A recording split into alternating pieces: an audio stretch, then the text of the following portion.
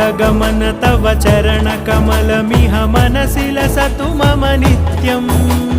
गरुडगमन तव चरणकमलमिह मनसि लसतु मम नित्यम् मनसि लसतु मम नित्यम् मम तापमपाकुरु देव मम पापमपाकुरु देव मम तापमपाकुरु देव मम पापमपाकुरु देव